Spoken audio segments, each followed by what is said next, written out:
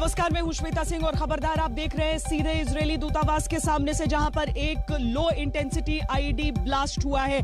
आपको हम सबसे पहले यहां की गहमा गहमी की तस्वीरें दिखा देते हैं, क्योंकि अभी तक जो इलाका घेरा हुआ था, जहां पर वो धमाका हुआ था, उसे खोल दिया गया है। यहां से जो सैंपलिंग टीम है वो यहां से अभी अभी रवाना हुई है, वो सारे सैंपल्स लेकर। और इसके साथ ही आपको अभी भी कुछ आला अधिकारी यहां पर नजर आ जाएंगे, लेकिन मेरे सहयोगी अरविंद ओझा ने अभी अभी बात की। अरविंद इधर आए जल्दी से। अरविंद ओझा ने अभी अभी जो एफएसएल की टीम यहां से निकल रही थी उनसे बातचीत की है। अरविंद, मुख्य बात क्या कहा?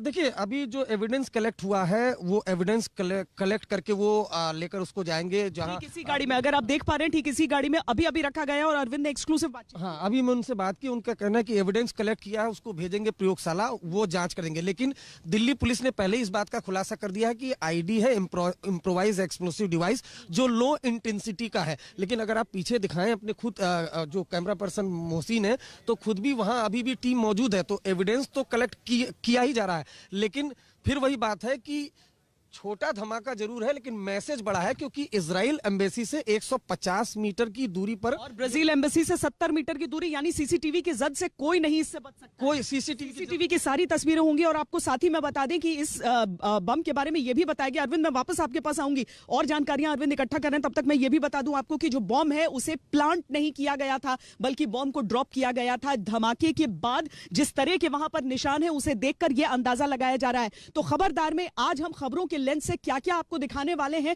उस पर एक नजर हम जल्दी से डाल लेते हैं, क्योंकि हम यहां पर जो लो इंटेंसिटी का धमाका हुआ है उसकी तस्वीरें तो दिखाएंगे ही, लेकिन उसके साथ ही और तमाम चीजें भी हम आपको दिखाने वाले हैं। आज की सबसे बड़ी खबर, इजरायली दूतावास के बाहर हुआ आईईडी ब्लास्ट। शाम को 5:05 जब बीटिंग रिट्रीट शुरू ही हुआ था, उसी समय सिर्फ 2 किलोमीटर वहां से दूर उसमें ब्लास्ट हो गया। गणतंत्र दिवस के हाई अलर्ट के बावजूद दिल्ली के सबसे हाई प्रोफाइल इलाके में धमाका कैसे हुआ, वो भी उस दिन जब भारत और इजरायल के संबंधों के, कूटनीतिक संबंधों के शुरू होने के 29 साल पूरे हो रहे थे। इजरायल ने इसे आतंकी हमला कहा है, ये एक विश्लेषण की मांग करता है। आज आपको सिंघू बॉर्डर पर हुए 8 जबरदस्त एक्शन सीन दिखाएंगे। बॉर्डर पर हो रहे किसान आंदोलन के खिलाफ अब स्थानीय लोगों का आंदोलन शुरू हो गया है। टकराव देखने को मिल रहा है, स्थानीय लोगों में गुस्सा है, संयम के बॉर्डर को पार कर चुका है और दिल्ली के लोकल लोग किसानों के खिलाफ काफी वोकल हो गए हैं। वैसे मुजफ्फरनगर की महापंचायत पर आज सबकी नजर थी। हजारों की संख्या में पश्चिमी उत्तर प्रदेश के किसान यहां पर आए थे और यहां पर जुटे थे। आप ये कह सकते हैं कि आंदोलन को आगे चलाने का ईंधन इस महापंचायत से मिल रहा था। वहां क्या हुआ, इससे किसान आंदोलन को किस तरह का बूस्टर मिला है, ये भी देखिएगा। वैसे पिछले 36 घंटों में किसान आंदोलन ने कई उतार चढ़ाव देखे हैं। एक समय ऐसा लगा कि जब आंदोलन का तंबू उखड़ जाएगा और रातों रात लोगों को वहां से खाली करा लिया जाएगा, लेकिन बीच रास्ते में दुर्घटनाग्रस्त हुए किसान आंदोलन के प्राण नहीं निकले। राकेश टिकैत के आंसुओं ने आंदोलन को ऑक्सीजन दे दिया। अब टिकैत तो गाजीपुर बॉर्डर पर टिक गए हैं, लेकिन जनता के मन में जो अविश्वास और नाराजगी है, उसका क्या होगा, ये देखना होगा।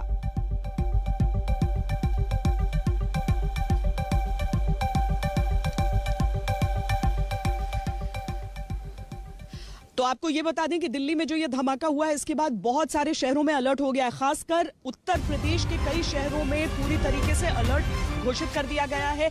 अयोध्या खास करके, वहां पर वैसे भी संवेदनशील इलाका है। राम जन्मभूमि, राम मंदिर का वहां पर निर्माण शुरू हो चुका है और अयोध्या शहर में पूरी तरीके से इस समय सुरक्षा व्यवस्था को दुरुस्त कर दिया गया है। तमाम एयरपोर्ट्स पर अलर्ट है, एयरपोर्ट्स पर सुरक्षा जो है वो बढ़ा दी गई है। मुंबई में इजरायली कॉन्सुलेट की सुरक्षा बढ़ा दी गई है, हरिद्वार की सुरक्षा बढ़ा दी गई है। भारत और इजरायल के बीच ब्लास्ट को लेकर बातचीत हुई है, एनएसए की भी बातचीत हुई है वहां के एनएसए से। और दिल्ली में यहाँ पर जहां पर इस समय हम खड़े हैं, यहाँ पर एनआईए की टीमें जो हैं वो यहाँ पर पहुंची थी इन्वेस्टिगेशन के लिए। एफएसएल की टीमें यहाँ पर पहुंची थी सैंपल्स को इकट्ठा करने के लिए। पूरी जो कार्रवाई है वो इस समय भी यहाँ पर चल रही है। हालांकि सैंपलिंग का काम पूरा हो चुका है, जो बॉक्सेस है वो यहाँ से ले जाए जा चुके हैं। इसके बारे में अभी हालांकि कोई खास तौर पर, साफ तौर पर ये बताने को तैयार नहीं है, क्योंकि एक बार पूरी जांच हो जाए उसके बाद वो बताएंगे। लेकिन फोरेंसिक टीम जब यहां से निकल रही थी अपनी सैंपल्स को इकट्ठा करके, तो मेरे सहयोगी अरविंद ओझा ने उनसे बातचीत की है, जल्दी से सुना देते हैं आपको। अभी जांच करके जो भी हमें एग्जिबिट मिला है हम लोगों ने हैंडओवर कर दिया है। अच्छा, ठीक है, और वो हमारे लेबोरेटरी में वो जमा कराएंगे और जो भी लेबोरेटरी में जांच होगा उसके बाद ही कुछ भी पता चल पाएगा। क्या फिर भी आपने जब देखा क्राइम सीन पर तो क्या आपने देखा, क्या पाया, किस तरह का it is too early to comment. अभी हम लोग कुछ भी कमेंट नहीं कर सकते अनटिल अनलेस कोई वहाँ पे एग्जामिन नहीं होगा तब तक कुछ भी। एक जानकारी मिली आईडी है लो इंटेंसिटी, नहीं हम कमेंट नहीं कर सकते। कोई बारूद नहीं इस पे अभी देखिए जो भी वहाँ पे रेजिड्यू लिया जाता है, स्वैब लेते हैं हम लोग, उसको लेबोरेटरी में भेजते हैं और लेबोरेटरी का ये काम है कि वहाँ पे जो भी एग्जामिन होगा, ठीक है, एग्जामिन होने के बाद ही रिपोर्ट सबमिट होता है। तो अभी कमेंट नहीं कह सकता कि वो क्या है, ठीक, लो इंटेंसिटी है, हाई इंटेंसिटी है, उसका क्या इफेक्ट है, इम्पैक्ट है, वो सब कुछ उसके बाद ही पता चलेगा। लेबोरेटरी में जांच होगी उसके बाद पता चलेगा। तो यहाँ की जो तस्वीरें हम आपको दिखा रहे हैं वो तो दिखा ही रहे हैं। इसके साथ ही मैं अपने सहयोगी अरविंद ओझा से भी आपको बातचीत करके बताऊंगी। अरविंद, अगर आप यहाँ पर आए, चूंकि एफएसएल की टीम से जिस तरह की बातचीत हुई है, देखिए उनसे अभी स्पष्ट तौर पर उनकी तरफ से बातें नहीं निकल सकती हैं, चूंकि अभी पूरी जांच होगी उसके बाद ही वो आगे की चीजें बता सकते हैं। लेकिन ये क्या एक टाइट टाइमलाइन के साथ हम काम कर रहे हैं क्योंकि एक दूसरे देश से संबंध रखता है मामला? जी बिल्कुल, देखिए आपको ये समझना होगा कि एक तो ये संवेदनशील इलाका है और इजरायली एम्बेसी से 150 मीटर दूर और बगल में ब्राजील एम्बेसी है। ये दिल्ली पुलिस स्पेशल सेल की यहाँ पर टीम पहुंची हुई है, एंटी टेरर स्क्वाड की टीम। ये सेम टीम है जिसने साल 2012 में प्रधानमंत्री आवास से कुछ दूरी पर इजराइल एम्बेसी की कार में धमाका जब हुआ था तो उसकी जांच की थी। और वो धमाका कैसे हुआ था? इजराइल एम्बेसी की कार को टारगेट किया गया था, भारत के बाहर से हमलावर आए थे, बाइक से आए थे, स्टिकी बॉम्ब से। अपने आप में यूनिक इस तरह का जो धमाका था वो स्पेशल सेल ने उस तरह की जांच की थी।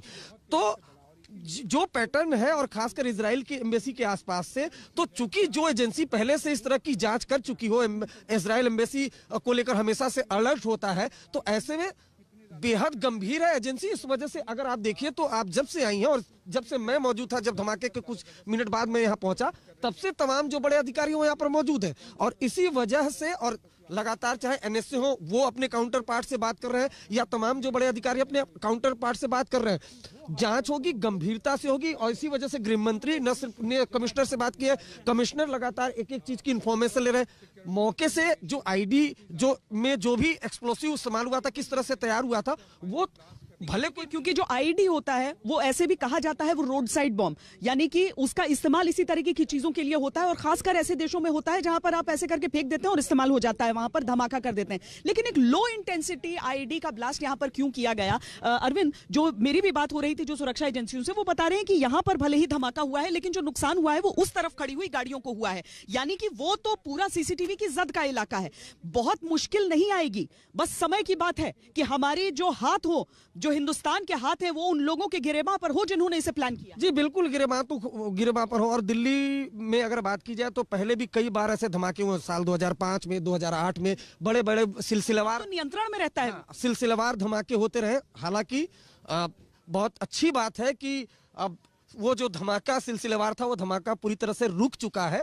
लेकिन जो एजेंसी है, खासकर special cell anti terror unit, वो एक्सपर्टाइज है, न सिर्फ दिल्ली बल्कि दिल्ली के बाहर के कई बम धमाके इस टीम ने खोले, जो टीम यहाँ पर मौजूद है। ये एक बहुत समझने वाली बात है। और जैसा कि मैं जिक्र कर रहा था 2012 की, बड़ी बड़ी एजेंसियों को समझ में नहीं आता कि चलती कार में आखिर कोई शख्स कैसे बॉम्ब लगाता है, फिट करता है और धमाका हो जाता है। वो बाद में पता चला स्किटी बम, और उसकी इन्वेस्टिगेशन इतनी टफ थी, लेकिन उसका खुलासा किया, उसको भी क्रैक किया गया। हम आगे बातचीत करते हैं, लेकिन पहले एक बार अपने दर्शकों को जरा सिलसिलेवार दिखा देते हैं कि पूरे दिन किस तरीके से ये सारा घटनाक्रम हुआ है, क्योंकि 5:05 ठीक वही समय है जब बीटिंग रिट्रीट में उन मधुर धुनों की शुरुआत हुई थी और दूसरी तरफ यहां पर एक धमाके की आवाज। देखिए ये रिपोर्ट।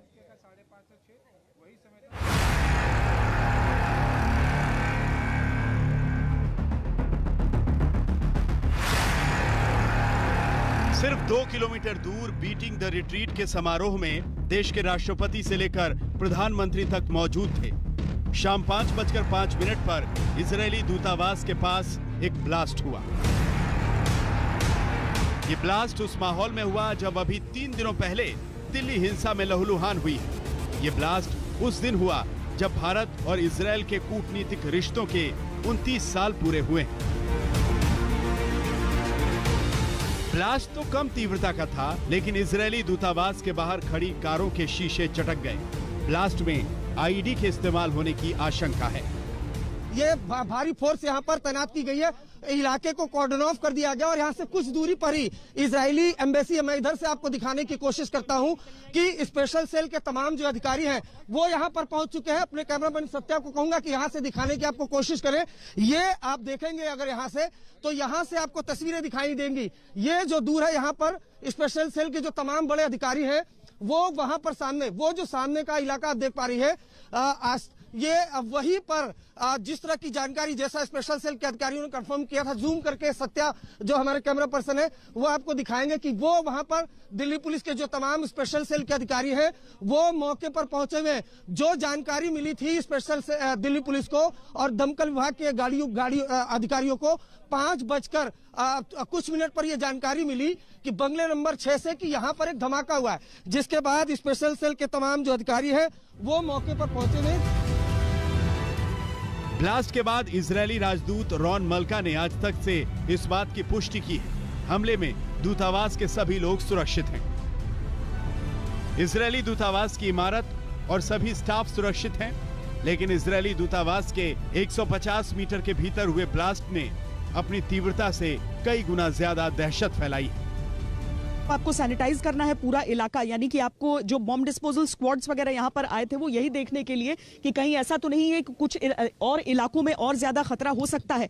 देखिए, सड़क के किनारे एक हिस्से में आप वो ब्लास्ट वाली जगह जरूर देख रहे हैं और उस पर आपको बहुत ज्यादा क्षति नहीं नजर आएगी, क्योंकि जो वहां पर गाड़ियां खड़ी थी उनमें क्षति दिखी है। लो इंटेंसिटी अगर ब्लास्ट होता है तो उसका असर आप कुछ इसी तरीके का देखते हैं। ऊपर जो सड़क के ऊपर जो खड़ी थी चीजें उनके ऊपर तो असर पड़ा है, लेकिन कोई ऐसा गड्ढा आपको वहां पर नहीं दिख रहा है। दूसरी चीज, यानी कि सबसे पहले तो जो बॉम्ब डिस्पोजल स्क्वाड आकर उसने पूरा निरीक्षण किया है और देखा है कि अगर कोई संदिग्ध वस्तु है तो उसकी अच्छी तरीके से जांच पड़ताल हो। इजरायली एम्बेसी के भीतर भी पूरी तरीके से चप्पे चप्पे का ख्याल रखा गया है और देखा गया है कहीं भीतर भी तो किसी तरह का कोई थ्रेट नहीं है। यहां पर जो हाई प्रोफाइल इमारतें हैं, जो घर हैं, उन सब को भी पूरी तरीके से सैनिटाइज किया गया है, यानी ये पूरी सड़क जिस पर निरीक्षण रहा है। दूसरी चीज जो की गई है वो ये है कि यहां पर जांच का काम शुरू हो सके। जांच का काम के लिए यहां पर फोरेंसिक जो टीमें हैं जिनके अभी लैब में जाएंगे, वो सैंपल इकट्ठा करके यहां से ले जाया जा रहा है। उन सैंपल्स को देखा जाएगा कि उनमें किस चीज की मात्रा है, किस तरह का वो एक्सप्लोसिव था। ब्लास्ट के बाद पुलिस और सीआरपीएफ के अलावा बम निरोधक दस्ता और फोरेंसिक एक्सपर्ट्स के अलावा एनआईए की टीम भी मौके पर पहुंची है। केंद्रीय गृह मंत्री अमित शाह ने दिल्ली पुलिस कमिश्नर और आईबी के अधिकारियों से बात की है। ये दो चीजें एकदम साफ हो चुकी है। एक चीज की आईडी था, लो इंटेंसिटी का आईडी था। दूसरा ये कि कोई और आईडी रिकवर नहीं हुआ है, लेकिन अभी भी आप देख पा रहे हैं अधिकारी मौके पर मौजूद है। जो क्राइम सीन है उसको स्पॉट किया जा रहा है, उसका पिक्चर क्लिक किया जा रहा है, सीसीटीवी कैमरे खंगाले गए हैं। कुछ अधिकारी यहां से निकले हैं, दिल्ली पुलिस के कमिश्नर हैं, वो लगातार अपडेट दे रहे हैं। लेकिन जैसा कि मैं बार बार बता रहा हूं, बेहद संवेदनशील इलाका है और इजराइल की एम्बेसी से महज 150 मीटर की दूरी पर यह धमाका हुआ है। इस वजह से जो दिल्ली पुलिस है, जो सुरक्षा एजेंसियां हैं, वो इस पूरे मामले को बेहद गंभीरता से ले रही हैं। इजरायल के दूतावास के बाहर ब्लास्ट भले छोटा हो, लेकिन किसी बड़ी साजिश की आशंका से अभी इनकार नहीं किया जा सकता। 2012 में भी प्रधानमंत्री आवास के पास इजरायली दूतावास की कार में ब्लास्ट को निशाना बनाया गया था। उस हमले में भी नुकसान बड़ा नहीं हुआ था, लेकिन जांच में सामने आया था कि साजिश बड़ी थी। इसीलिए देश भर के सभी हवाई अड्डों, अहम ठिकानों, सरकारी इमारतों की सुरक्षा को अलर्ट पर रख दिया गया है। मुंबई में इजरायल के वाणिज्यिक दूतावास और यहूदी सेंटर खबाड हाउस की सुरक्षा बढ़ा दी गई है। यहाँ पीछे देख लीजिए आप, यहाँ पे मार्क्समैन और जो स्पेशलाइज्ड यूनिट्स है मुंबई पुलिस की, वो यहाँ पे खड़ी है। इसके अलावा डॉग स्क्वाड अपने जो स्निफर डॉग्स हैं उनको लेकर पूरा ऊपर गई थी और यूनिट 13th फ्लोर पे जो इजरायली काउंसिलेट का जो दफ्तर है वहाँ उसको पूरा सैनिटाइज किया गया। बॉम्ब डिस्पोजल स्क्वाड जो है वो भी यहाँ पर मौजूद है। दिल्ली में हुए इजरायली एम्बेसी के पास ब्लास्ट को देखते हुए पुलिस खबाड हाउस जो कि मुंबई कोलाबा में स्थित है वहां पर सुरक्षा के इंतजाम बढ़ा रही है। यहां पर अभी पुलिस के कुछ वरिष्ठ अफसर यहां पर पूछताछ करके गए हैं। खबाड हाउस के जो यहां पर लोग तैनात हैं उनसे बातचीत करके गए हैं। यहां पर एक आर्मर्ड वैन और कुछ पुलिसकर्मी हमेशा तैनात रहते हैं, उनसे बातचीत करके गए हैं। कुछ अन्य पुलिसकर्मी भी खबाड हाउस पर भेजे जा रहे हैं। इजरायली दूतावास पर ब्लास्ट के बाद विदेश मंत्री एस जयशंकर ने इजरायल के विदेश मंत्री गाबी अश्केनाजी से बात की और कहा कि हम ब्लास्ट को बेहद गंभीरता से ले रहे हैं। आज तक ब्यूरो। हम आपको इस समय ये भी बता दें कि यहाँ पर न सिर्फ एनआईए की टीम आई है जांच के लिए, उसके साथ ही जो एफएसएल की टीम है जो यहाँ से सारी सैंपल्स को लेकर गई हैं, बल्कि यहाँ पर एनएसजी की टीम के भी आने की बातें की जा रही हैं। हालांकि अब धीरे धीरे यहाँ पर जो पूरी कार्रवाई है उसे रैप अप किया जा रहा है। आप दोनों तरफ देखेंगे, आप इस तरफ भी इसे बैरिकेड किया गया है और उस तरफ से भी इसे कॉर्डन किया गया है, यानी दोनों इलाकों से बीच का जो हिस्सा जहां पर ये पूरा ये धमाका हुआ है उसके बाद से इस पूरे इलाके को कॉर्डन करके रखा गया है। और अब जो आला अधिकारी हैं वो अंतिम दौर की चर्चाओं में अपने यहाँ पर लगे हुए हैं। लेकिन ये इलाका कितना अहम है, इस इलाके को समझना भी बहुत जरूरी है। यहाँ पर एक तरफ तो जो इसके भीतर ही जो हिस्सा दिखा रहे हैं हम आपको, जहां पर सामने जो सुरक्षा की अंतिम गाड़ी आपको दिख रही है, वहां पर इजराइल की वो एम्बेसी है जिसे लेकर ये पूरा पसपेश है कि क्या इजराइल को लेकर यह हमला हुआ था। इजराइल ने अपनी तरफ से इसे आतंकी हमला करार भी दिया है और भारत के जो एनएसए हैं अजीत डोभाल, उन्होंने बातचीत भी की है इजराइल से इस मुद्दे पर। तो अभी देखिए, अभी भी यहाँ पर जो गाड़ियों के आने का सिलसिला है और यहाँ पर जो वरिष्ठ अधिकारी भीतर हैं, अब एक एक करके अब हम उम्मीद करते हैं कि सब यहाँ से निकलेंगे। अरविंद ओझा भी हमारे साथ हैं, लेकिन अरविंद हम आगे चर्चा करते रहे उससे पहले हम जरा अपने दर्शकों को बता देते हैं कि समूचा इलाका दिल्ली के अहम इलाकों से कितनी दूरी पर है। तो अगर विजय चौक का इलाका ले लेते हैं जहां पर बीटिंग रिट्रीट का वो कार्यक्रम चल रहा था और लगभग शुरू ही हुआ था उस समय जब यह धमाका हुआ था, तो वहां से 1.5 से 2 किलोमीटर की दूरी है। राष्ट्रपति भवन, संसद भवन से करीब 2 से 2.5 किलोमीटर की दूरी है, जबकि राजपथ और इंडिया गेट से धमाके वाली जगह की दूरी 2 किलोमीटर है। प्रधानमंत्री आवास 7 लोक कल्याण मार्ग से करीब 3.5 किलोमीटर की दूरी है। लेकिन इसके बावजूद चूंकि अरविंद जो धमाका हुआ है वो इजरायली एम्बेसी, भले ही हम ब्राजील एम्बेसी भी बोल रहे हैं और इसमें ये बहुत हाई प्रोफाइल इलाका है, लेकिन चूंकि इजरायली एम्बेसी है यहाँ पर, इसीलिए सीधे तौर पर जो समझ में आता है वो ये कि क्या ये इजराइल पर निशाना साधने की कोशिश की थी और भारत इजराइल मैत्री पर निशाना साधने की कोशिश। अगर आप भारत में जो आतंकवादी हमले देखेंगी, चाहे जैसे 2012 का हमने जिक्र किया, ये तो फिर भी मौलाना आजाद रोड है, लेकिन जैसा किया 2012 में प्रधानमंत्री आवास के बाहर धमाका हुआ था। उसके अलावा मुंबई में आप धमाके देखिए। जब से मैं क्राइम रिपोर्टिंग कर रहा हूँ, जब भी अलर्ट आता है 26 जनवरी के दिन, उसमें इजराइल एम्बेसी या फिर इजरायली लोगों पर हमले का अलर्ट जरूर आता है।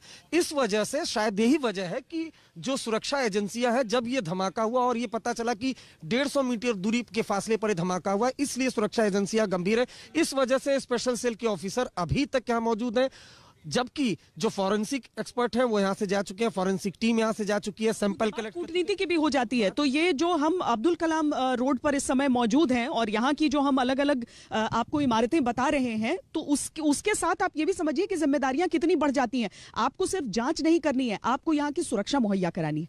आपको यहाँ के पूरे इलाके में एक एक इलाके की गहन जांच करके ये देखना है कि क्या कहीं पर और तो कुछ नहीं हो सकता। हालांकि अरविंद ने कुछ देर पहले ये पुष्टि भी कर दी थी सुरक्षा एजेंसियों की तरफ से, ये बात कह दी गई थी कि कुछ नहीं है। इसके अलावा एक आईडी थी लो इंटेंसिटी की, जिससे एक और चीज ये चीज जो आप बता चुके थे, इसके साथ ही कि दिल्ली में इससे पहले कई बार हमने सीरियल ब्लास्ट देखे हैं, तो क्या उस समय भी इस आशंका पर काम किया जा रहा था कि दिल्ली के संवेदनशील इलाकों को कम से कम चेक कर लिया जाए कि कहीं कुछ ऐसा तो नहीं?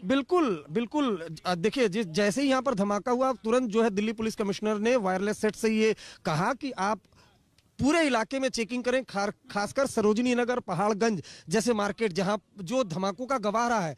सरोजनी नगर में भी बॉम्ब ब्लास्ट हो चुका है, पहाड़गंज में भी बॉम्ब ब्लास्ट हो चुका है, यहाँ तक कि कनॉट प्लेस में भी बॉम्ब ब्लास्ट हो चुका है। और तो और 2012 में जिसका जिक्र मैं बार बार कह रहा हूँ, क्योंकि वहां पर भी इजराइल की एम्बेसी की जो कार थी उसको स्टिकी बॉम्ब से निशाना बनाया गया था, और यहाँ पर भी जो ब्लास्ट है वो इजराइल एम्बेसी से 150 मीटर दूर है। इस वजह से ज्यादा, चाहे काउंटर पार्ट हो एनएसए अजीत डोभाल, उन्होंने अपने काउंटर से बात की। इजराइल ने तो सीधा कह दिया बिना जांच के पहले ही कि ये आतंकवादी धमाका है। इजराइल ने क्या कहा है हम जल्दी से ये दिखा देते हैं, और अभिषेक भल्ला भी हमारे साथ जुड़ गए हैं। हम उन्हें अपने उसमें आईईडी एक्सपर्ट भी कहते हैं, क्योंकि उनके पास धमाकों के बारे में और किस तरह के एक्सप्लोसिव्स यूज होते हैं उसके बारे में जानकारी रहती है। लेकिन अभिषेक, आपसे बात करूं उससे पहले मैं जल्दी से अपने दर्शकों को पढ़ के बता देती हूं कि इजराइल ने अपनी तरफ से क्या कहा था। देखिए, इजरायली दूतावास के नजदीक धमाका हुआ है। आज ही के दिन वर्ष 1992 में दोनों देशों के बीच कूटनीतिक रिश्तों की शुरुआत हुई थी। आज इस रिश्ते को 29 वर्ष पूरे हुए हैं, जिसको लेकर आज इजरायली दूतावास ने ट्वीट किया था। दोनों देशों के कूटनीतिक रिश्तों से जुड़ा एक वीडियो पोस्ट किया था।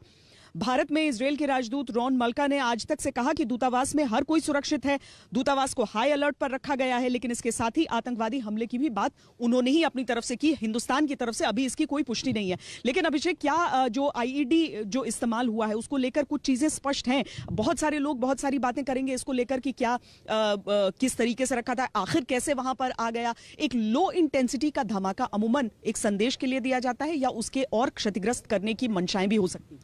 आज तो ऐसा लग रहा था कि एक संदेश के लिए था, क्योंकि बीटिंग रिट्रीट चल रही थी। 26 जनवरी अभी हाल ही में गुजरा है। तो जो दिल्ली पुलिस ने कहा है कि एक सेंसेशन क्रिएट करने के लिए ये शायद किया गया है, काफी हद तक सच लग रहा है, क्योंकि इसकी इंटेंसिटी उस तमाम अधिकारी भी अब यहां से लौटने का सिलसिला भी क्रम भी चल रहा है, आप हमारे पीछे देख सकते हैं। इंटेंसिटी उस तरह की नहीं थी जिससे बहुत ज्यादा नुकसान हुआ है, ये हमने देखा है। लेकिन क्योंकि एक आईडी यूज हुआ है तो जाहिर सी बात है जांच के दायरे में टेरर एंगल भी जरूर आएगा। अभी तक अभिषेक कुछ ये पता चला है कि क्या इसे जैसे पहले से प्लान किया गया, क्या टाइमर था, क्या इसको किसी रिमोट के जरिए ऑपरेट किया, ये चीजें, या इसके लिए अभी हम वेट करें? देखिए, पुलिस की तरफ से तो अभी ये डिटेल्स नहीं आई हैं, लेकिन क्योंकि आईडी था तो एक चार्जर तो चाहिए ट्रिगर करने के लिए बॉम्ब को।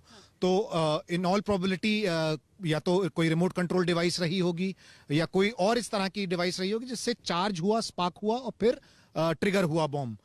इसीलिए ये कहा जा रहा है कि ये लो इंटेंसिटी आईडी था। एक्सप्लोसिव्स किस तरह से, कौन से थे, इसकी अभी तक कोई जानकारी पुलिस ने नहीं दी है। कुछ टाइमलाइन बताया कुछ कि कब तक फोरेंसिक्स की कुछ डिटेल्स आ चुकी होंगी। हम उम्मीद करें कि क्योंकि एक दूसरे देश को इन्वॉल्व कर रहे हैं हम यहाँ पर, इसीलिए जल्दी देने का भी दबाव होगा। जी हाँ, और शायद यही कारण है कि कुछ स्पेकुलेट नहीं कर रही है पुलिस या और भी अधिकारी, क्योंकि यहाँ पे एक दूसरे देश के दूतावास पर हमला हुआ है। बहुत ही ज्यादा संवेदनशील चीज है। 2012 में भी ऐसा हुआ था। उस वक्त जांच से पता चला था कि ये काफी बड़ी टेरर कॉन्स्पिरेसी थी जिसमें ईरान के भी कुछ तत्व थे जो इन्वॉल्व रहे थे। तो इसलिए अभी ये बहुत इनिशियल इन्वेस्टिगेशन है, लेकिन शायद पुलिस के पास जब पुख्ता चीजें होंगी तो एक ऑफिशियल स्टेटमेंट जरूर आएगा, क्योंकि ये सारी जानकारी इजराइल को भी देनी होगी। क्योंकि इजराइल के ऊपर इस तरह का कोई दबाव नहीं है, इसलिए उन्होंने अपनी तरफ से ज्यादा जल्दी कह दिया कि और इजराइल कभी भी बहुत रुकता नहीं है इन चीजों को एक्सेप्ट करने से, और इसीलिए उसकी तरफ से ये बयान आ गया। उसकी तरफ से ये बयान आ गया है कि ये एक टेरर अटैक है, और शायद कारण यही है कि एक आईडी की जांच क्या उसी एंगल पे चल रही है या नहीं, भले ही वो माने ही चाहे नहीं माने। नहीं, जांच तो उस तरफ बिल्कुल चलेगी। इसीलिए एनआईए की टीम यहाँ थी, इसीलिए स्पेशल सेल की टीम यहाँ थी, और भी एजेंसीज बहुत जो है क्लोज नजर रखे हुए हैं। तो टेरर एंगल ऑब्वियसली प्रोब हो रहा है, लेकिन वो कहते हैं कि जो है जंप नहीं किया है गन, और इन मामलों में थोड़ा संवेदनशील होकर और बहुत एहतियात और संयम के साथ ही चलना जरूरी होता है। एक छोटे से ब्रेक के लिए रुक रहे हैं, आप रहिए खबरदार। सीधे आप इजरायली दूतावास के बाहर से देख रहे हैं, जहां पर आज शाम 5:05 पर धमाका हुआ था, एक लो इंटेंसिटी आईईडी ब्लास्ट। लेकिन इसके बारे में अब यह बताया जा रहा है कि ये आतंक फैलाने के मकसद से ही इसे किया गया था। और जानकारी दे रहे हैं मेरे सहयोगी मुनीश पांडे। बताएं मुनीश। देखिए, शुरुआती जांच में जो पुलिस का कहना है कि वो सभी पहलुओं पर जांच कर रहे हैं, लेकिन उनके मुताबिक शुरुआती जांच में ऐसा लग रहा है कि हो सकता है कि ये आतंक फैलाने के लिए किया गया हो। जो लोकेशन है वो जहाँ पर ये ब्लास्ट हुआ है वो इजराइल एम्बेसी के पास में है। उसके अलावा जो रिट्रीट सेरेमनी थी वो भी नजदीक में हो रही थी। तो ऐसे में कहीं ना कहीं ये अंदेशा जताया जा रहा है कि जिसकी भी साजिश थी वो आतंक फैलाना चाहता था। इसके अलावा जो पुलिस की टीम है उनको पास में ही एक कैन मिला है जिसमें कि बॉल बेयरिंग्स मिली है, जिसका इस्तेमाल इस आईडी ब्लास्ट को बनाने के लिए किया गया था। और जब धमाका हुआ 5:05 पर, तो इसी के जो छर्रे थे वो गाड़ियों के शीशे पर टकराए, जिसके बाद में वो टूट गए। इसके अलावा जो फोरेंसिक की टीम है उन्होंने जितने भी वहां से जो पदार्थ मिले हैं, जो ब्लास्ट में इस्तेमाल पदार्थ मिले हैं, उन सबको एनालिसिस के लिए फोरेंसिक लैब में भेज दिया गया है। और उसकी रिपोर्ट के बाद ही ये तय हो पाएगा कि आखिरकार कैसे इस आईडी जो एक्सप्लोजिव है उसको बनाया गया था। और अभी भी पुलिस का ये कहना है कि वो जांच करके पता लगाने की कोशिश कर रहे हैं कि क्या इसके पीछे किसी संगठन की साजिश है या किसी एक इंसान की साजिश है जिसका मकसद आतंक फैलाना था। बहुत शुक्रिया, बहुत शुक्रिया मुनीश पांडे इस पूरी जानकारी के लिए। तो मुनीश पांडे हमें बता रहे हैं कि क्या कहा गया है, यानी कि आतंक शब्द का तो इस्तेमाल कर लिया गया है ये बताने के लिए कि आतंक फैलाने के इरादे से इसे अंजाम दिया गया था। अब आपको बता दें कि अब अंतिम चहल पहल के तौर पर आप यहां पर देख सकते हैं अभिषेक, मुनीश पांडे ये जानकारी दे रहे हैं कि बॉल बेयरिंग्स का इस्तेमाल इसमें किया गया था और ये जो एफएसएल की टीम लेकर गई है उसमें ये चीज भी शामिल है। ऐसे में इस बॉम्ब के बारे में क्या समझ आ रहा है? एफएसएल की टीम हमने यहाँ देखी थी कुछ टाइम पहले जब यहाँ से निकली थी, तो बॉल बेयरिंग्स यूज हुई हैं, ये बात सही है। और लो इंटेंसिटी ब्लास्ट अभी भी जो जिसके बारे में दिल्ली पुलिस ने कहा है वही अभी भी वो वही कह रहे हैं, क्योंकि किस तरह के एक्सप्लोसिव्स यूज हुए हैं इस पे अभी क्लैरिटी नहीं है। कौन से अधिकारी? दिल्ली पुलिस के, हाँ वही मैं कहने वाला, दिल्ली पुलिस के कमिश्नर SN श्रीवास्तव पहुंचे हुए हैं इस वक्त मौके पे, पीछे जहां पे ब्लास्ट हुआ है। पहले वो इस तरफ से आए थे, लेकिन शायद हम लोग की भीड़ देख के उन्होंने डिसाइड किया दूसरा रास्ता लिया है। तो देखिए वहां पर पहुंचने के लिए जो दूसरा रास्ता है वो भी हम आपको दिखा देते हैं कि दरअसल वो वाला जो हिस्सा है उस ओर से जहां पर आप दूसरा कॉर्डन देख रहे हैं, जहां पर बैरिकेड्स लगे हुए देख रहे हैं, वहां से भी एंट्री मुमकिन है। हालांकि इस सड़क को दोनों तरफ से बंद किया गया है और इसीलिए जो दिल्ली पुलिस के कमिश्नर पहुंचे हैं, तो जो अभी तक जहां पर धमाका हुआ था अभिषेक, उस इलाके को तो घेरा हुआ था, लेकिन वहां से चूंकि सैंपल्स फाइनल कलेक्ट किए जा चुके हैं जितने भी एक्सप्लोसिव्स का हिस्सा था, तो अब उस इलाके में अब दूसरी तरह से हम उसकी घेराबंदी देख रहे हैं और अब सारा अपडेट उन्हें दिया जाएगा कि अभी तक क्या क्या हुआ। बिल्कुल, और इससे ज्यादा क्लियर पिक्चर नहीं मिल सकती है जो मोहसिन हमें दिखा रहे हैं इस वक्त ब्लास्ट साइट की। एकदम क्लियरली नजर आ रहा है। हम पहले बैरिकेड पे हैं और जो दूसरा बैरिकेड है जहां पे पुलिसकर्मी इस वक्त खड़े हुए हैं वही ब्लास्ट सीन है। और forensic experts, bomb data analysis के एक्सपर्ट्स, NIA के एक्सपर्ट्स सब मौके पे थे। दिल्ली पुलिस के चीफ खुद भी अब मौके पे पहुंचे हैं और इस वक्त हम यही कह सकते हैं कि उनको एक पूरा लोडाउन मिल रहा है क्योंकि चुनौतियां बहुत हैं दिल्ली पुलिस के सामने। इस समय चुनौतियां बहुत हैं। जो सुरक्षा बल हैं हमारे, जो CAPF हैं, उनके सामने चुनौतियां बहुत हैं, क्योंकि एक तरफ दिल्ली की सीमाओं पर किसान आंदोलन चल रहा है, दूसरी तरफ दिल्ली के ऐसे संवेदनशील इलाके में इस तरह का धमाका हुआ है। एक बड़ी खबर इस समय हम आपको दे देते हैं। बेंजामिन नेतन्याहू का बयान आया है। बेंजामिन नेतन्याहू की तरफ से कहा गया है कि उन्हें भारत पर पूरा भरोसा है, उन्हें भारत पर पूरा भरोसा है कि भारत जो इजरायली रहते हैं यहां पर उनकी सुरक्षा के लिए और इजरायली दूतावास की सुरक्षा के लिए कोई कोर कसर नहीं छोड़ेगा। बेंजामिन नेतन्याहू की तरफ से यह भरोसा जताया गया है। हालांकि आज 29वीं सालगिरह है भारत और इजरायल के बीच जो कूटनीतिक संबंध स्थापित हुए थे उसकी, और इस लिहाज से यह देखा जा रहा है कि कहीं यहां पर जो धमाका करने वाले हैं, कहीं यहां पर जो इस तरह का हमला करने वाले हैं वो लोग तो नहीं है जो भारत और इजरायल की मैत्री को पसंद नहीं करते हैं और उसके जरिए एक संदेश देने की कोशिश कर रहे हैं।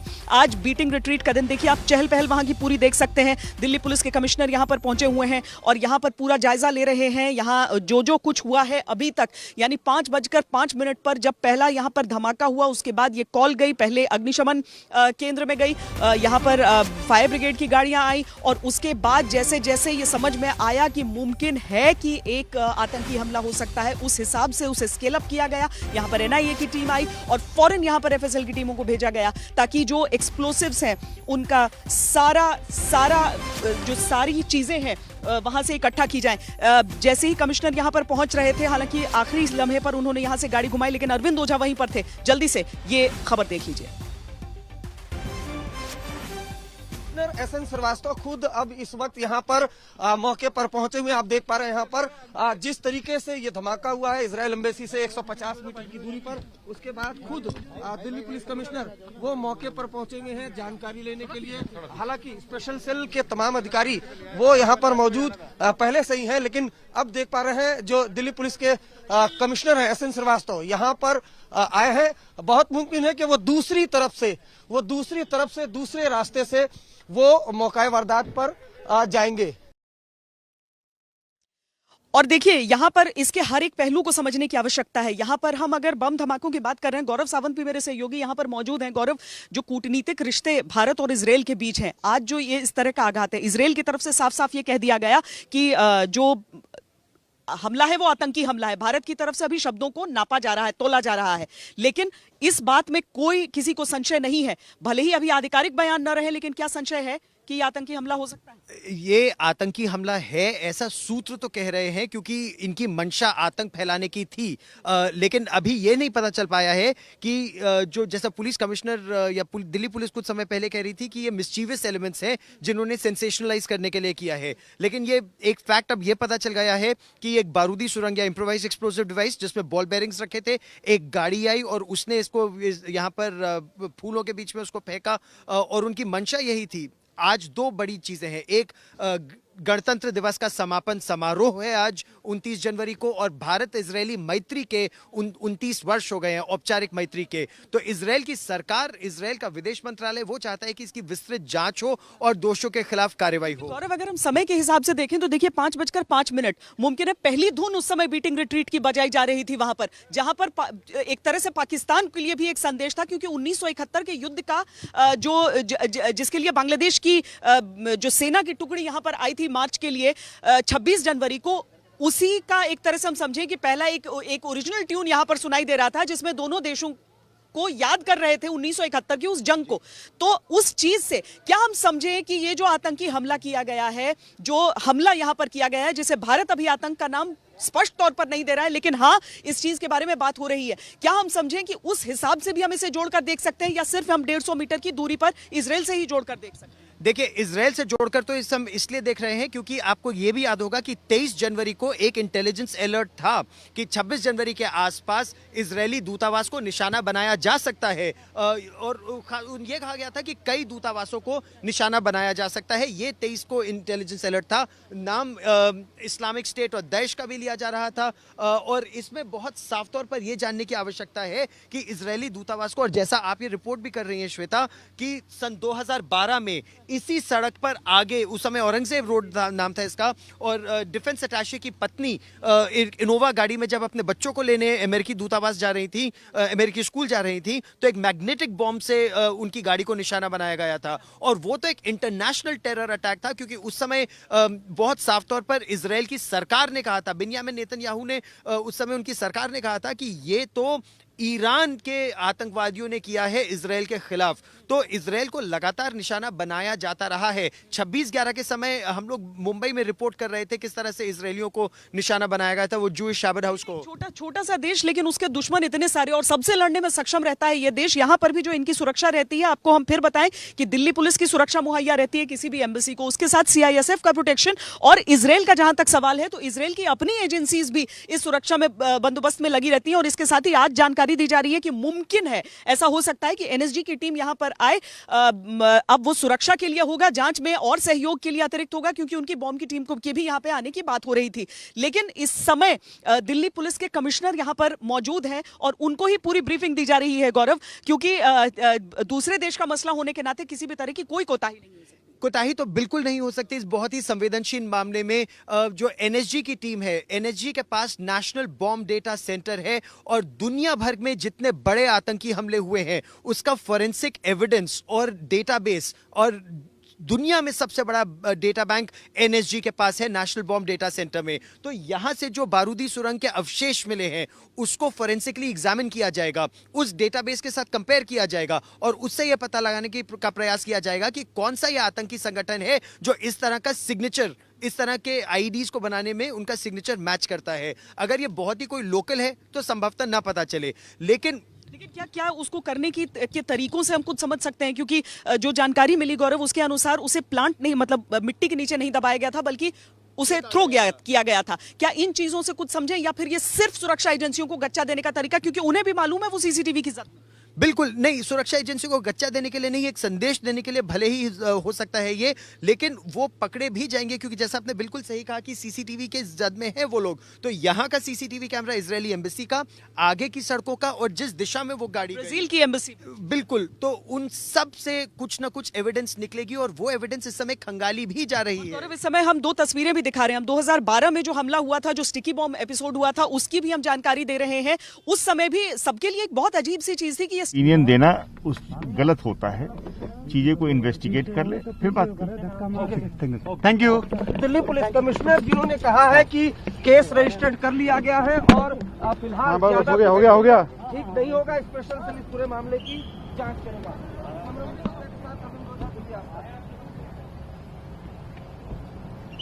तो ये दिल्ली पुलिस के कमिश्नर एसएन श्रीवास्तव ने ये कह दिया है कि केस रजिस्टर कर लिया गया है और दरअसल पूरी जो कार्रवाई होती है उसका ही एक हिस्सा रहता है, एक औपचारिकता रहती है, जिस औपचारिकता के बारे में कम से कम उन्होंने कहा है। लेकिन अभी तक हिंदुस्तान की तरफ से कम कोई भी जल्दबाजी, कोई हड़बड़ी नहीं की जा रही है इस मामले को एक आतंकी हमला करार देने में। लेकिन बड़ी खबर यह है कि इजरायली दूतावास के पास एक लिफाफा मिला है। इजरायली राजदूत के नाम पर है ये लिफाफा। इसके बारे में इजराइल के राजदूत के नाम पर यह एड्रेस्ड है ये लिफाफा। ये ब्रेकिंग न्यूज इस समय की, एक लिफाफा मिला है यहाँ पर हम आपको बता दें कि सघन जांच लगातार चल रही थी यहाँ पर, क्योंकि किसी भी इलाके में अगर इस तरह का हमला होता है तो उसके बाद कई स्तर की कार्रवाई होती है, जिसमें सबसे पहले होता है उस पूरे इलाके को सैनिटाइज करना, यानी कि सर्च करना। उस सर्च एंड कॉर्डन जो चल रहा था यहाँ पर, जिसकी वजह से इस पूरे इलाके को घेर तो दिया गया है।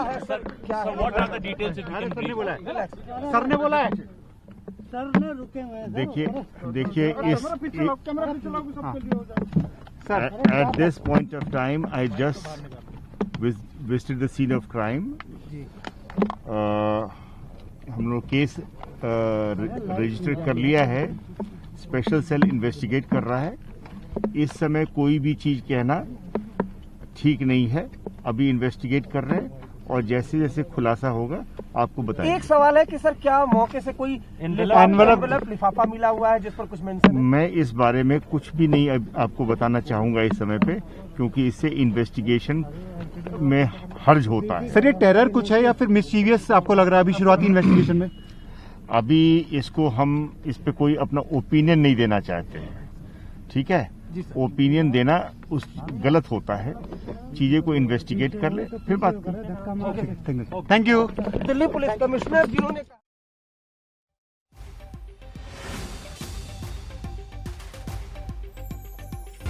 तो दिल्ली पुलिस के कमिश्नर की ये बात सुन रहे थे आप, जो अरविंद ओझा हमारे सहयोगी उनसे बातचीत कर रहे हैं। उन्होंने दूसरी तरफ से एंट्री का प्रयोग किया, लेकिन वहां पर हमने उनसे बातचीत की है और उन्होंने कहा है कि जब तक जांच न हो उसके बारे में हम बहुत ज्यादा कयास नहीं लगाना चाहते हैं, क्योंकि इस समय सिर्फ कयास ही होंगे। हालांकि जो जानकारियां हम आपको दे रहे हैं वो ये कि यहाँ पर जो धमाका हुआ था आज शाम 5:05 में, उसके बाद जो FSL ने यहाँ से सामान निकाले हैं, जो सैंपल्स को निकाला है, उसमें बॉल बेयरिंग्स है, उसका हिस्सा है। बॉल बेयरिंग के जरिए उस ID डिवाइस को बनाया गया था। उसे एक बार फिर हम आपकी जानकारी के लिए बता दें कि यहाँ पर सड़क के इस किनारे पर ये जो पहला पेड़ आप देख रहे हैं उसके साथ लगता हुआ जो हिस्सा है, वहां पर जमीन पर आपको हल्की सी वो निशान दिखते हैं, जिससे समझ में आता है कि यहीं पर यह धमाका हुआ था। धमाका इस तरफ हुआ और जो दूसरी तरफ जहां पर इस समय पुलिस बल आपको खड़ी हुई नजर आ रही है, वहां पर 3 गाड़ियां थी जिनमें जो धमाके की वजह से उसमें नुकसान हुआ था। उन सभी गाड़ियों को वहां से हटा लिया गया है, लेकिन जो सैंपल्स हैं यहाँ पे, जो एक्सप्लोसिव सैंपल्स हैं यहाँ पर, उन सबको कलेक्ट कर लिया गया है। और इस समय शम्स ताहिर खान हमारे साथ आ गए। शम्स अगर आप आए यहाँ पर, शम्स ताहिर खान भी यहाँ पर आ गए। देखिए, आज तक पर हम हर एक पहलू की पड़ताल करके उसका पता लगाने की कोशिश करते हैं। कमिश्नर ने अपनी तरफ से ये तो कह दिया कि हम जल्दी बाजी, हम कोई कयास नहीं लगाना चाहते हैं, लेकिन यहाँ की स्थिति देखकर शम्स, चूंकि अधिकतर लोगों ने और मैंने भी जो बॉम्ब ब्लास्ट को पढ़ने का, अगर आप जिस तरीके से आप एक्सप्लेन करते हैं, मैं आपसे चाहूंगी, क्योंकि अगर हम सड़क पर बहुत ज्यादा असर नहीं और ऊपर की गाड़ियों पर ज्यादा असर देख रहे हैं, तो क्या कहता है इस धमाके? देखिए, 2 चीज़ें हैं इसमें। एक, बीटिंग रिट्रीट यहाँ से 2 किलोमीटर की दूरी पर पूरे आसपास के एम्बेसी के एरिया से लेके वहाँ तक पूरी सुरक्षा थी आज। तो आज ज़्यादा यहाँ पे अवेयरनेस भी था। लेकिन जिस तरीके से ये बॉम्ब रखा गया, तो उसमें सिंपल सी एक चीज़ थी, पैनिक फैलाने की कोशिश ज़्यादा थी। जिस तरीके से अभी कमिश्नर ने कहा भी, एसएन श्रीवास्तव यहाँ इस तरफ से आया लेकिन फिर वापस पीछे चले गए। स्पेशल सेल जो टेररिस्ट एक्टिविटीज़ को देखती है, उसको ये मामला दिया गया। आपको याद होगा 2012 में सेम इजरायली एम्बेसी के बाहर एक ऐसी धमाका हुआ था, लेकिन वो भी धमाका ऐसे ही था। तो इजराइल एम्बेसी को जिस तरीके से टारगेट किया जाता है, उसको खासतौर पर पैनिक फैलाने के लिए ज़्यादा होता है। लेकिन यहाँ पे दूसरी चीज़ और होता है, चाहे इजरायली के नागरिकों के ऊपर कोई हमला हो, उनके संस्थान पे हमला हो, अगर उन्हें लगता है ये टेररिस्ट अटैक है, तो इजराइल कभी भूलता नहीं है। आपको उनकी एजेंसी मोसाद याद है, वो दुनिया में घूम घूम कर बदला लेती है। लेकिन आज जिस तरीके से जो टाइमिंग है, 5 बजे बीटिंग रिट्रीट शुरू होता है और ठीक 5 मिनट के बाद, लगभग 1.25 किलोमीटर का ये फासला है, उसके बाद ये अटैक होता है। लेकिन जिस तरीके का हमला है, उसको हम ये कहें कि सिर्फ कुछ गाड़ियों का शीशे टूटे, कोई ऐसा नुकसान नहीं हुआ, तो उससे ये मैसेज है कि जो भी इसके पीछे है उसको सिर्फ और सिर्फ एक मैसेज देना कि हम कहीं आ सकते हो। जिस तरीके से अभी इन्वेलप की बात हुई जिसमें मेंशन है इजराइल एम्बेसी, लेकिन उस इन्वेलप के अंदर एक्चुअली ये एनवेलप कहाँ पर, क्या उनके पोस्ट, क्योंकि वो तो पोस्ट आने का एक तरीका होता है ना, तो इससे अलग कोई तरीके से अभी तक जो है जो इन्होंने बताया है वो ये है कि इनको एम्बेसी के नाम पे वो आया, तो पोस्ट के थ्रू आया, किसी उसने नहीं दिया है, लेकिन उसके अंदर क्या मजमून है, क्या कुछ लिखा हुआ है, ये अभी थोड़ी देर के बाद ये पता तो चल गया है दिल्ली पुलिस को, लेकिन स्पेशल सेल अभी चूंकि इस मामले की तफ्तीश करेगी तो ये पता चलेगा। लेकिन कुल मिला के जो दिल्ली पुलिस के जितने टॉप ऑफिशियल उनका यही कहना है कि शम्स क्या स्पेशल सेल के पास है या एनआईए की टीम जो कि यहाँ पर आकर सैंपल कलेक्शन में हिस्सा थी उसके पास? पहला ज्यूरिसडिक्शन स्पेशल सेल, चूंकि टेररिस्ट जो भी सारी चीजें होती हैं उन्हीं के पास जाती हैं। अब ये चूंकि एक दूतावास का मामला है तो ये गवर्नमेंट डिसाइड करेगी कि क्या हम इसको एनआईए को दें या स्पेशल सेल के पास रहने दें। तो ये मुझे लगता है कि रात तक या सुबह तक क्लियर हो जाएगा, लेकिन अभी फिलहाल स्पेशल सेल भी मौजूद है यहाँ पर और एनआईए की टीम भी आकर गई है, तो इसलिए दोनों ही। लेकिन अब आखिरी में कौन जांच करेगा ये थोड़ी देर के बाद। और यहाँ पर देखिए अब अधिकारियों का वापस जाना भी शुरू हो चुका है। अब लगभग यहाँ पर बहुत कम लोग बचे हैं क्योंकि जो सैंपल्स हैं वो कलेक्ट हो चुके हैं। एक छोटे से ब्रेक के बाद लौट रहे हैं, आप रहिए खबरदार। सबको देखकर समझें कि अब यहाँ पर मामला खत्म हो चुका है। अब आगे जो है लेबोरेटरीज और पुलिस के स्पेशल सेल के पास जाए। सिर्फ दो चीजें हैं, एक यहाँ से जितनी भी गाड़ियां गुजरी हैं और जिसने भी यहाँ पे ये फेंका है, सीसीटीवी कैमरा यहाँ पे सबसे ज्यादा है दिल्ली पुलिस के अगर हिसाब से बात करूं, चूंकि सारे दूतावास है। नंबर 2, उस वक्त के मोबाइल टावर के लोकेशन, ये दो चीजें हैं जिस पे स्पेशल सेल लगातार काम कर रही है और मुझे लगता है कि रात होते होते शायद वो नतीजे तक पहुंच भी जाए। यानी बच पाना मुमकिन नहीं है। भारत के हाथ, भारत की सुरक्षा एजेंसियों के हाथ सीधे उन हमलावरों के गिरेबां तक पहुंचेंगे, क्योंकि आतंक के ऐसे मामलों में हिंदुस्तान माफ करना नहीं जानता। अभी के लिए इतना ही। देश और दुनिया की बाकी खबरों के लिए देखते रहिए आज तक। नमस्कार, मैं हूं अंजना ओम कश्यप। हमें उम्मीद है ये वीडियो आपको पसंद आया होगा। लेटेस्ट खबरों के लिए यूं ही देखते रहिए आज तक और इस वीडियो के पसंद आने पर लाइक, शेयर एंड सब्सक्राइब करना ना भूलें।